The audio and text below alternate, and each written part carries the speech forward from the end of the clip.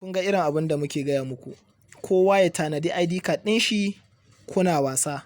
Ga wani yanzu an ba shi KYC, an ba shi dama ya shiga ya KYC, amma bai yi national ID card ba, bai da national ID card. Yanzu wayan na hannuna kenan. Bayan da za in mai KYC a yanzun nan tunda ba yi da national ID card kuma bai da e-passport, bai da driving license. Cire taɓa wayan tafi taki. Kun gani? Gashi type your information next in ka shiga. Gashi confirm your identity confirmation. Kun gani?